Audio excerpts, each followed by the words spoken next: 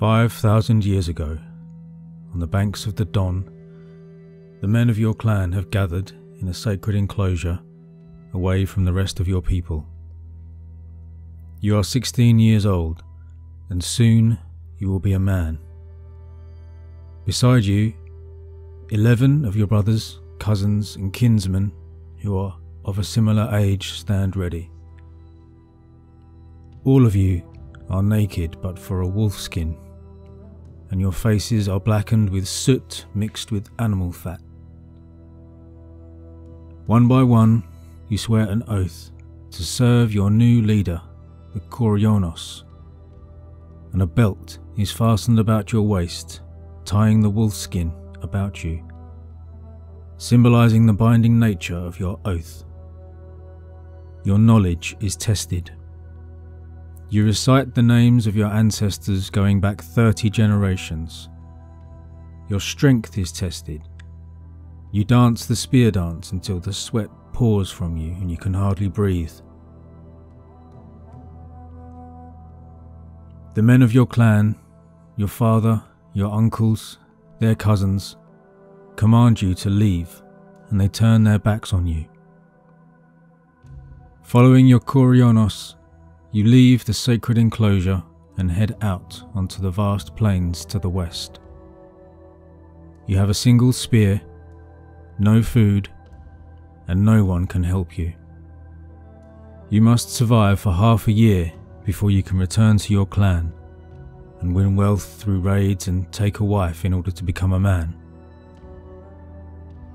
This is a process that began when you were 7 years old, and you left the tent of your mother to join the world of the young men.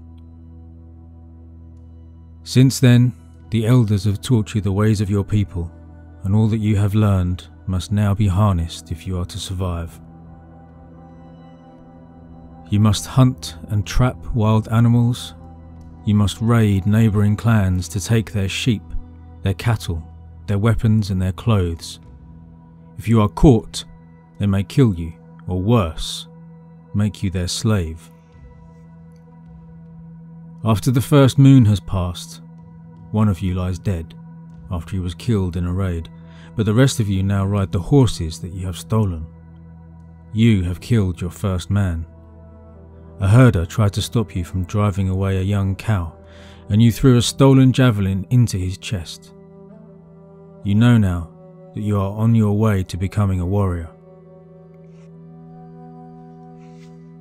Your Koryos leads you further to the west. You and the others of the Koryos are afraid to travel so far from your homeland, but you have sworn to obey your Koryos, and to disobey would be the most terrible crime imaginable. You ford great rivers and cross from the grasslands into woodlands thick with elm, hazelnut, oak, hornbeam and beech. The people living in this distant land are easy prey. They live year-round in houses clustered together on great mounds, and they do not ride horses. Raiding them is easy, and they are afraid of you. So afraid that instead of driving you off like the clans of the plain, they hide in their houses when you ride up, and you take whatever you like. These foreign people even give you things so that you will not raid them. They give you cattle, sheep, furs. They even offer you women in an attempt to stay your hand. It is now time to return to your clan. In fact, it will take many moons to reach them, and already you will be late. But your Koryos tells you that you will not return. Instead, you will all stay here in the west. You have everything you need to become men, to rule your own clan. You have taken women who will soon give you sons. Youths and men from the west are coming to join you, having heard of your success. Your new clan grows in strength, subduing more of the settled people and taking over their homes, forcing them into subservience. You soon grow into a famed warrior with a vast herd of cattle, and you already have 3 wives and 2 sons. You know that one day you will send your own sons off in a Koryos of their own. Perhaps they will likewise go west into new lands, or perhaps it will be south or north, or even back across the plains to the east. Wherever they go, you know they will carry the tradition of the Koryos with them.